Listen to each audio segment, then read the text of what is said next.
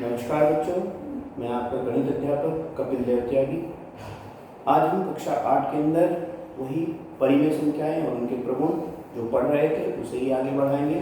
हमने exercise 1A पूरी कर ली थी, आज हम 1B करेंगे और जो आपको प्रगुण बताए थे उन्हीं के सापेक्ष ये प्रश्नावली है और उन्हीं के आधार पर हमें ये हल करनी है। चलिए देखिए, इसमें आपको एक सरलीकरण वाली वीडियो बना के मैंने चैनल पे अपलोड की थी, बोर्ड मास फॉर्मूले पर आधारित, जो कक्षा 6 में भी आप लोग कर चुके हैं, तो उसका भी प्रयोग आपको इसमें करना पड़ सकता है। तो मैं आपसे फिर कहूँगा कि चैनल को सब्सक्राइब कर लें, ठीक है, और सब्सक्राइब करने के बाद वो सरलीकरण वाली वीडियो देख लें और अपने विषय से संबंधित या अपनी कक्षा से संबंधित सभी वीडियोज़ आपको मिलती रहें। इसके लिए सब्सक्राइब करना आपको आवश्यक है, उसी चैनल को सब्सक्राइब जरूर कर लें, ठीक है। अब हम प्रश्नावली पर चलते हैं। 1B 1A हमने पूरी कर ली थी। 1B का जो पहला ही प्रश्न आपको दे रखा है, ये ट्रू फॉल्स है, सत्य और असत्य। पहला ही पार्ट, किसी प्रश्न को सत्य और असत्य आप ऐसी तुक्का मार के नहीं करेंगे, उसे आप लॉजिकली वेरीफाई करेंगे कि वो सत्य है या असत्य है, ठीक है ना। अब क्योंकि कुछ बच्चों की आदत होती है कि तुक्का मारा, ये ट्रू हो गया, ये फॉल्स हो गया, ये ट्रू हो गया, ये फॉल्स हो गया, कुछ तो टिक लगाते हैं, क्रॉस लगाते हैं, टिक लगाते हैं, वो तरीका गलत है, ठीक है। आपको ट्रू भी यदि लिखना है, सत्य लिखना है, सत्य या असत्य लिखना है, तो पहले आप उसे वेरीफाई करके जरूर देख लें कि क्या वास्तव में ही ये सत्य है। अब पहले ही प्रश्न के पहले पार्ट की बात करते हैं। इन्होंने हमें दे रखा है -4/5 प्लस में -4/5 और बराबर दे रखा है -8/5 के। तो अब ये आपको देखना है कि ये सत्य है या असत्य है। इसके लिए क्या करें, आप जो इसकी लॉन्गेस्ट साइड है, लेफ्ट हैंड साइड, वहीं बायां पक्ष जो है, इसे हम हल करके देखते हैं कि क्या वाकई इन दोनों को जोड़ने के बाद ये आपको प्राप्त होता है।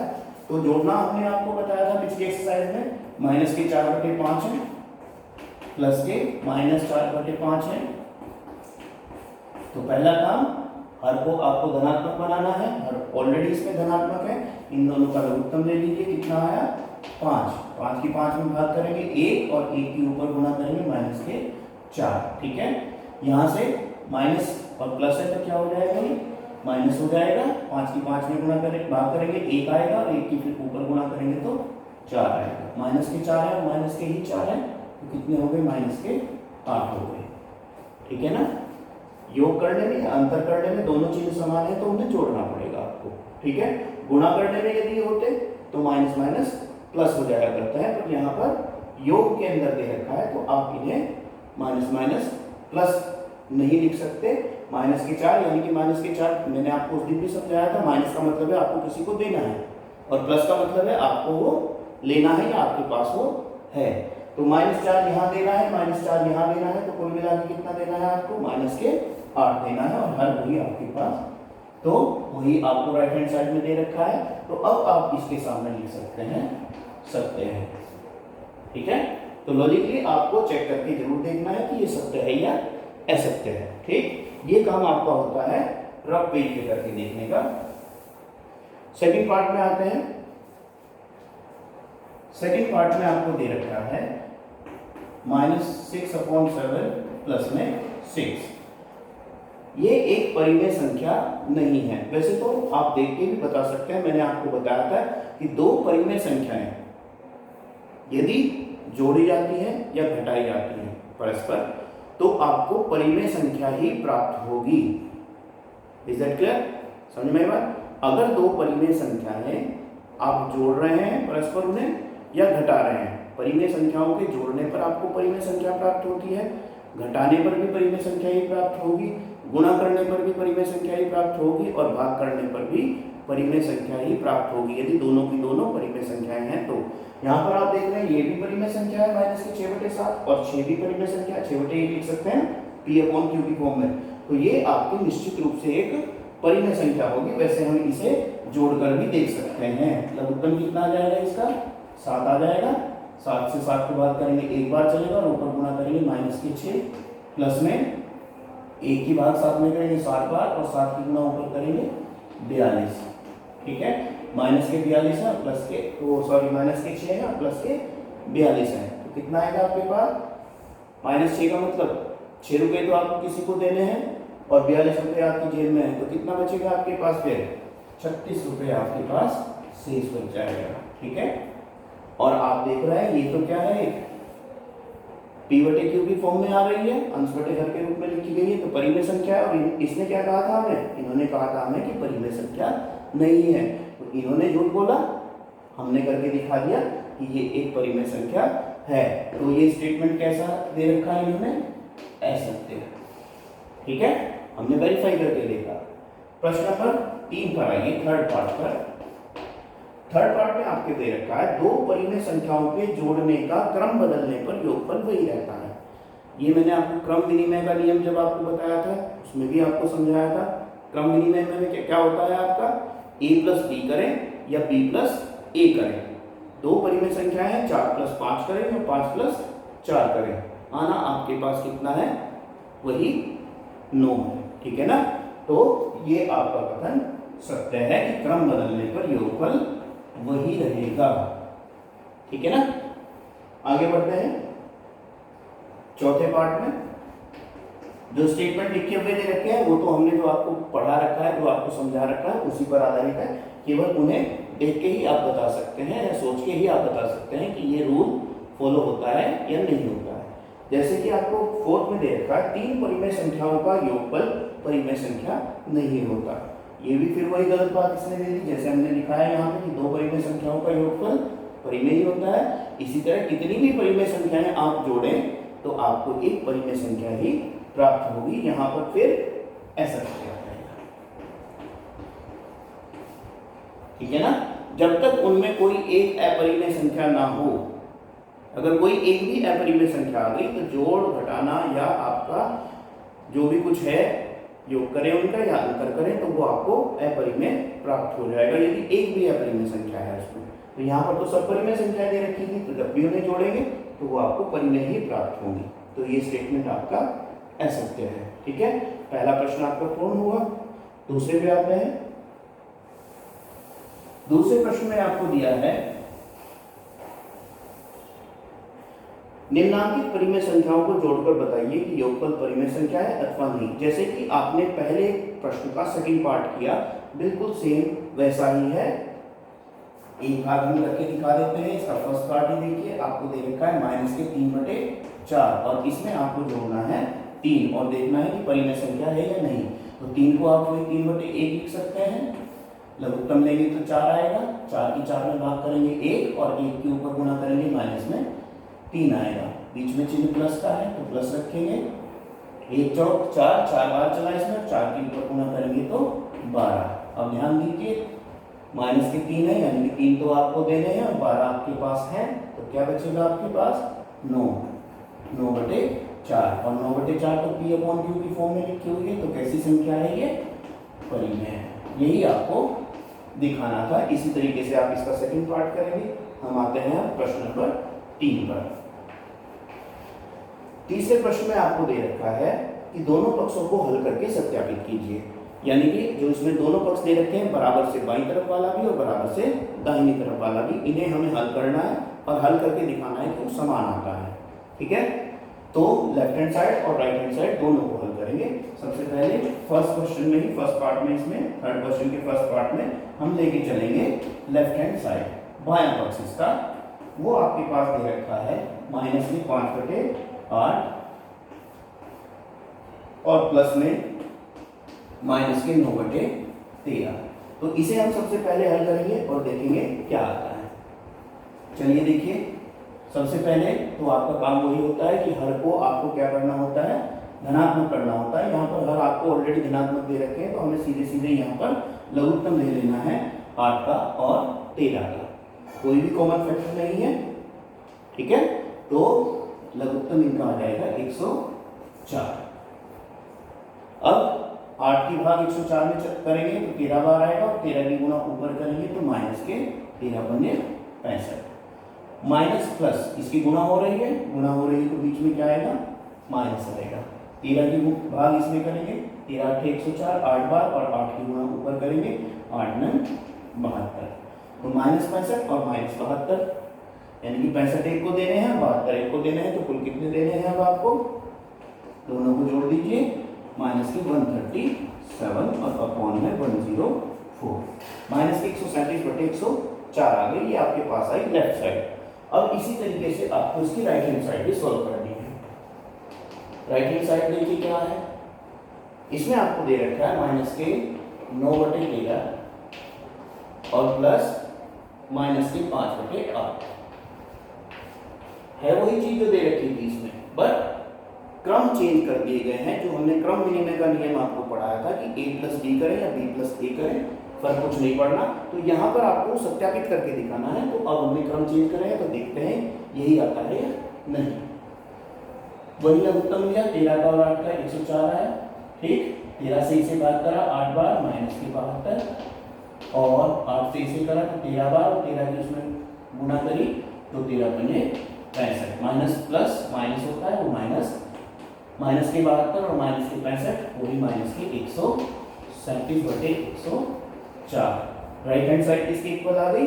लेफ्ट हैंड साइड के बराबर LHS के। यही आपको इसमें सत्यापित करना होता है कि दोनों साइड आपकी बराबर आ रही है। तो इस पूरे प्रश्न में इसी तरीके से आपको हल करके दिखाना है। सेकंड क्वेश्चन तो वही आ गया, फिर जैसे ये करा था बिल्कुल सेम इसी तरीके का है। हम करते हैं इसका थर्ड पार्ट, क्योंकि थर्ड पार्ट थोड़ा सा बड़ा दे रखा है, इसे देखते हैं। थर्ड पार्ट में आपको दिया है, इसमें साहचर्य नियम जो आपको बताया था उसे वेरीफाई करके दिखाना है, एसोसिएटिव लॉ जो दिखाया था। तो तीसरे का थर्ड पार्ट, पहले इसकी लेते हैं हम लेफ्ट हैंड साइड, बायां पक्ष जो था वो लेके चलते हैं। ये आपको दे रखा है -4/7 प्लस में 1/4, फिर बड़ा ब्रैकेट और फिर प्लस 7/-16। ये आपको लेफ्ट हैंड साइड में रखी है, ठीक है ना। तो जैसे कि मैंने आपको बताया अभी इस वीडियो की शुरुआत में, मैंने आपको बताया कि सरलीकरण में आपको बताया जाता है कि सबसे पहले बड़े वाले ब्रैकेट को आपको, जो भी आपको ब्रैकेट के अंदर दे रखा है उन्हें आपको सरल करना होता है। तो ब्रैकेट के अंदर आपके पास ये संख्या है, तो 7 और 4 इनका लघुत्तम लीजिए, 28 आ गया। इसे हल करेंगे तो 7 चौक 28 और 4 के ऊपर गुना करेंगे तो -16, 4 से 28, 7 के ऊपर गुना करेंगे तो +7। इस ब्रैकेट को बंद कर दीजिए। पहले इसके अंदर वाले को सॉल्व करते हैं, ठीक है ना। अब देखिए एक चीज और भी मैंने साथ के साथ आपको बताई थी कि हर को धनात्मक बनाइए, तो माइनस चिन्ह ऊपर लेके चले जाइए, -7/16। ये बाद में करना पड़ेगा, यही में कर लेते हैं साथ के साथ ही। आगे बढ़ते हैं, -16 है और +7 है, यानी कि 16 रुपए आपको देने हैं किसी को और 7 रुपए आपकी जेब में है, ठीक है। तो अब कितने की और जरूरत है आपको? जरूरत है तो वो माइनस की ही आएगी आपके पास। तो आपको यहाँ पर -9 रुपए और चाहिए, ठीक है ना। -16 +7 दोनों संख्याओं का योग करेंगे तो -7 आ गए और बटे में 28। यहाँ पर भी देखिए प्लस -7/16। अब इन दोनों को हल करेंगे, 16 का और 28 का लघुत्तम लेना आपको सिखा रखा है। एक बार फिर देख लीजिए, रिवाइज हो जाएगा। दोनों संख्याओं को लिखेंगे 28 और 16। सबसे छोटी संख्या से काटना शुरू कीजिए। 28 को कितनी बार? 14 बार कटा और ये 8 बार कटा। फिर 2 से काटी, ये 7 बार कटा और ये 4 बार। फिर इसे 7 को केवल 7 से ही कर सकता है, और 4 में नहीं चलेगा तो 4 को जो करके रख दीजिए। अब यहाँ पर एक में तो चलाना नहीं, जैसे ये प्राप्त हो हमें अगली संख्या को कर लेनी है। 4 किससे कटेगा? 2 से कटेगा, एक में नहीं चलाना, ये 2 बार होता है। फिर 2 किससे कटेगा? 2 से ही कटेगा जब तक कि 1 ना आ जाए आपके पास, ठीक है। 2 दूनी 4, दूनी 8, दूनी 16, 7 112। तो लघुत्तम आपके पास कितना आ गया? 112। ये आपके पास इसका लघुत्तम आ गया, ठीक है ना। अब देखिए 28 को 112 को 28 से भाग करेंगे, कितना आता है आपके पास? 4, ठीक है ना। 28 से 112 को भाग कर दीजिए 4, और जो 4 आया ऊपर अंश में उसकी गुणा करेंगे तो 36। ठीक, 16 की भाग इसी तरीके से करेंगे 112 में, 16 सत्ते 112, 7 बार चला, 7 की गुना ऊपर करेंगे माइनस में 49। तो हल करने के बाद कितना आएगा, माइनस के 36 है, माइनस के ही 49 है। ठीक है, यानी कि दोनों ही आपको देने हैं, तो कितना हो जाएगा आपके पास टोटल, ये आपके पास हुआ 85 माइनस के 85 बटे 112। ये आपका लेफ्ट हैंड साइड आ गई। अब इसकी राइट हैंड साइड को हल करते हैं। राइट हैंड साइड में भी यही है, केवल साची के नियम का पालन कर रखा है, और केवल इनके ब्रैकेट चेंज कर रखे हैं। राइट हैंड साइड में देखिए माइनस की 4/7 है, प्लस में बड़ा ब्रैकेट दे दिया गया है आपको 1/4, प्लस में 7/-16। ठीक, तो सबसे पहला काम वही कि आपको बड़े वाले ब्रैकेट को हल करना है। माइनस की 4/7 को तो बाहर निकाल के रखिए, ब्रैकेट को हल करेंगे। पहले वही हर को प्लस करना है आपको, तो इस माइनस को हटा के ऊपर ले जाइए, माइनस के 7/16 हो जाएगा। ठीक है ना, लघुत्तम ले लीजिए, 16 का और 4 का लघुत्तम 16 ही आता है। ठीक है ना, 4 चौक 16 है, और 4 के ऊपर गुना करेंगे तो 4, 16 एकम 16 और ऊपर माइनस के 7। माइनस के 4/7 बाहर जो करते हुए रखा हुआ है, अंदर से हमारे पास आया निकल के प्लस माइनस के 3/16। ठीक है ना, इसे हमने हल किया दोनों को, और ये हमारे पास माइनस के 3/16। अब इन दोनों संख्याओं को हल करेंगे, 16 का और 7 का लघुत्तम लेंगे तो वही 112 आएगा। 7 की भाग इसमें करेंगे 16 बार चलेगा, और 16 की गुना ऊपर करेंगे माइनस के 64। फिर यहाँ पे देखिए 16 की इसमें भाग करेंगे 7 बार चलेगा, और 7 की गुना ऊपर करेंगे माइनस के 21। -64 और -21 कितने हुए आपके पास, माइनस के 85/112। और यहाँ पर भी आपकी लेफ्ट साइड भी तो यही आई थी, और यही आपके पास आ गई, और राइट हैंड साइड भी आपके पास यही आ गई है। यही आपको इसमें सत्यापित करना था कि लेफ्ट हैंड साइड और राइट हैंड साइड दोनों बराबर है। ठीक है, ये आपको सत्यापित करना होता है, यानी कि किसी प्रश्न में यदि सत्यापन आपसे कराया गया है तो आपको उसकी दोनों साइडें, दोनों पक्ष आपको लेके बराबर से दाहिनी तरफ वाला भी और बाईं तरफ वाला भी दोनों ही हल करके दिखाने पड़ेंगे कि उनका हल समान रहेगा।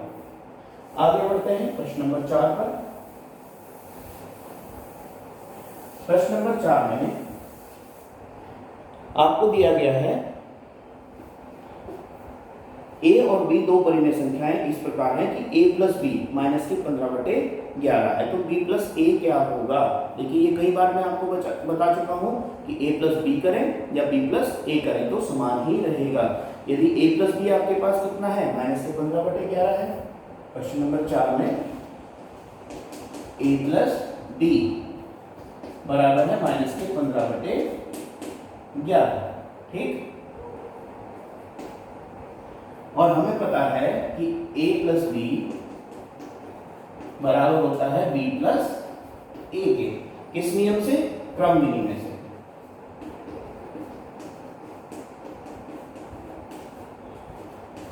क्रम विनिमय का नियम आपने पढ़ रखा है, आपको पढ़ा भी रखा है। तो a प्लस बी बराबर b प्लस a के होना है, और बराबर a प्लस बी किसके इक्वल था, माइनस के 15/11 के। तो b प्लस a भी आपका माइनस के 15/11 के ही बराबर आ रहा है। प्रश्न नंबर 5 पर चलते हैं।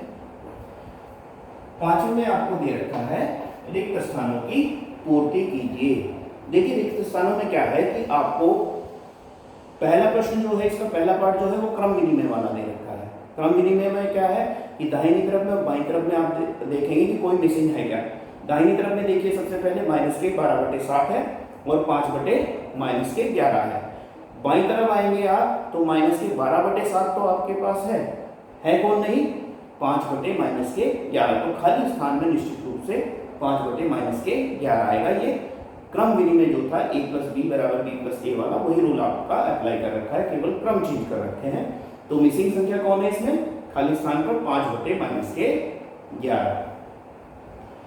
सेकंड में भी देखिए, सेकंड में मिसिंग कौन है, -10 भी है, दोनों साइड में है, माइनस के 7/12 भी दोनों साइड में है, बचा कौन रह गया 5/6, तो खाली स्थान पर कौन रखा जाएगा 5/6। इस तरीके से आप चेक कर सकते हैं।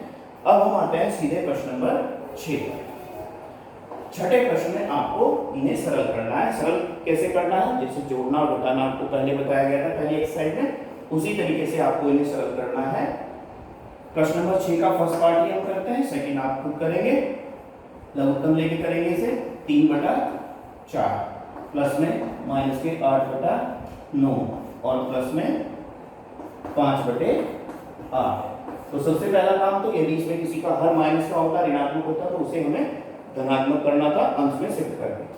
अब हमारा काम है इसमें कि इनका लघुत्तम लेंगे 4 का, 9 का और 8 का।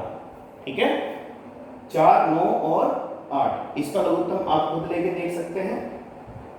जैसे मैंने आपको लघुत्तम लेना सिखाया है उसी तरीके से आप ले सकते हैं इसे, और ये आपके पास आ जाएगा 72 यानी कि 72। खुद प्रयास करेंगे आप इसे लेने का, कैसे आएगा ये 72, और चेक करेंगे आता है या नहीं है। फिर मैंने आपको तरीका बताया था 4 की भाग करेंगे 72 में। ठीक है, कितनी बार आएगा इसमें चलने के बाद, ये आपके पास 18 बार चल जाएगा इसमें, और 18 की गुणा किसमें करेंगे फिर अंश में।